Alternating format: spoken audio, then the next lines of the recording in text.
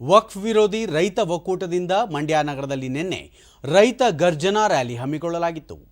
ಪ್ರತಿಭಟನೆಯಲ್ಲಿ ಭಾನುಪ್ರಕಾಶ್ ಸ್ವಾಮೀಜಿ ಹಾಗೂ ವಿವಿಧ ಸಂಘಟನೆಗಳ ಕಾರ್ಯಕರ್ತರು ಭಾಗಿಯಾಗಿದ್ದರು.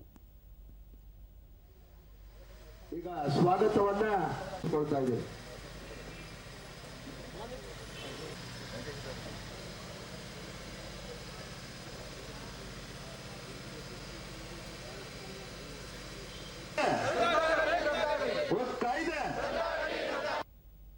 ಸುದ್ದಿಗಾರರೊಂದಿಗೆ ಬಜರಂಗ ಸೇನೆಯ ರಾಜ್ಯಾಧ್ಯಕ್ಷ ಬಿ ಮಂಜುನಾಥ್, ರೈತರ ಭೂಮಿ ಕಸಿದುಕೊಳ್ಳುತ್ತಿರುವ ವಕ್ಫ್ ಮಂಡಳಿ ಬಡವರ ವಿರೋಧಿಯಾಗಿದೆ.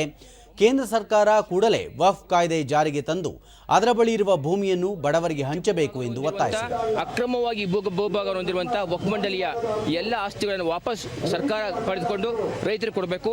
ಏನು ಕೇಂದ್ರ ಸರ್ಕಾರ ಈಗ ಒಂದು ಅಮೆಂಡ್ಮೆಂಟ್ ಬಿಲ್ ಅಂತ ಕೊಟ್ಟಿದೆ, ಅದಕ್ಕೆ ಎಲ್ಲ ಪಕ್ಷಾತೀತವಾಗಿ ಎಲ್ಲರೂ ಅದಕ್ಕೆ ಬೆಂಬಲವನ್ನು ಕೊಡಬೇಕು ಅನ್ನುವ ದೃಷ್ಟಿಯಿಂದ ಭಾನುಪ್ರಕಾಶ್ ಸ್ವಾಮೀಜಿ, ಪರಂಪರಾಗತವಾಗಿ ಬಂದಿರುವ ಮಠ ಮಾನ್ಯಗಳ ಭೂಮಿಯನ್ನು ವಕ್ಫ್ಗೆ ನೀಡುವುದು ಸರಿಯಲ್ಲ. ಈ ನಿಲುವನ್ನು ರೈತ ಸಮುದಾಯಗಳು ವಿರೋಧಿಸಬೇಕು ಎಂದರು. ಶಾಲೆಗಳನ್ನು ನಮ್ಮದು ಅಂತೇಳಿ ಪಾಣಿಯಲ್ಲಿ ಕಂಡು ಬಂತು ನಮಗೆಲ್ಲ ಹೋದಾಗ. ಅದರಿಂದ ಹೋರಾಟವನ್ನು ಮಾಡಿದ್ಮೇಲೆ ಅದನ್ನು ಕೈ ಬಿಟ್ಟಿದ್ದಾರೆ. ಹೀಗೆ ನಾವು ಸುಮ್ಮನೆ ಕೂತಿದ್ರೆ ಆಗೋದಿಲ್ಲ.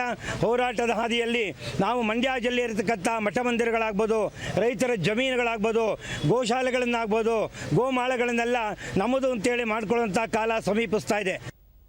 ಭಾರತೀಯ ಕಿಸಾನ್ ಸಂಘದ ಪ್ರಾಂತಾಧ್ಯಕ್ಷ ಆದ್ಯ ರಮೇಶ್ ರಾಜು, ವಕ್ಫ್ ಮಂಡಳಿ ನೆಪದಲ್ಲಿ ರೈತರ ಭೂಮಿ ಕಸಿದುಕೊಳ್ಳಲು ಬಿಡುವುದಿಲ್ಲ. ಕಾಯ್ದೆ ರೈತ ವಿರೋಧಿ, ಸಮಾಜ ವಿರೋಧಿ, ಕರುನಾಡ ವಿರೋಧಿ ಕಾಯ್ದೆ ಇದೆ.